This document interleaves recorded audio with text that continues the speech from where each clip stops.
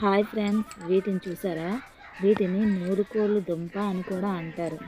ఇవి దుంప జాతికి చెందినవి. ఇవి ఎక్కువగా మనకి చలికాలంలో బాగా దొరుకుతాయి. ఇవి లేత దుంపలు అయితే కూర చాలా టేస్టీగా ఉంటుంది. ముదర దుంపలు అయితే కొంచెం పీచుగా అనేది వస్తుంది. వీటిని మీరు మార్కెట్కి వెళ్ళి కొనుక్కునే ముందు కొంచెం గోరుతో గిచ్చుకొని చూస్తే మీకే తెలిసిపోతుంది.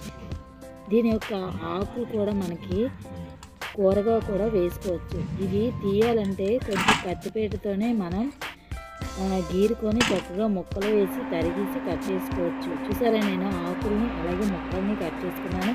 అలాగే కర్రీకి కూడా టమాటా, ఉల్లిపాయలు, పచ్చిమిరపకాయలని రెడీ చేసుకున్నానండి. ఇప్పుడు మనం కూర అనేది ఎలా చేస్తామో తెలుసుకుందాం. అంతేకాకుండా ఈ కర్రీకి చాలా హెల్త్ బెనిఫిట్స్ కూడా చాలా ఉన్నాయండి. ఇందులో ఐరన్, అలాగే కాల్షియం, మెగ్నీషియం, అలాగే విటమిన్ సి కూడా ఎక్కువగా ఉంటుంది.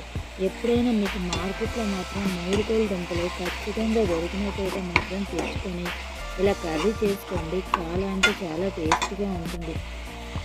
అలాగే హెల్త్కి కూడా చాలా మంచిదండి. ఈ నూరుకోలు దుంపలు నేను వాటితో పాటు బఠానీస్ కూడా నానబెట్టుకొని అందులో వేసుకొని ఫ్రై చేసుకున్నాను. నార్మల్గా అయితే చాలామంది ఈ నూరుకోలు దుంపలో శనగపప్పు వేసి టమాటా వేసి కర్రీ అనేది చేస్తారు. నేను వెరైటీగా ఉంటుందని అందులో శనగలు వేసి కూడా కర్రీ అనేది చేశానండి. ఆల్రెడీ నా కర్రీ అయితే కంప్లీట్ అయిపోయింది. నేను ఫ్రై చేసి అలాగే కొంచెం దుంపలు అలాగే శనగలు వేసి గ్రేవీ అనేది ఉడికిస్తున్నానండి. కొంచెం మూత పెట్టి గ్రేవీ అనేది దగ్గరగా అయిపోయిందండి. దగ్గరగా అయిన తర్వాత ఉడికించాను. ఒకవేళ మీకు ఈ కర్రీ అనేది మన ప్యాన్లోని కొంచెం కష్టంగా ఉంది, ఉడకలేదు అని అనిపిస్తే నార్మల్గా అయితే లేత దుంపలు అయితే మనకి వేగంగా ఉడికిపోతుంది.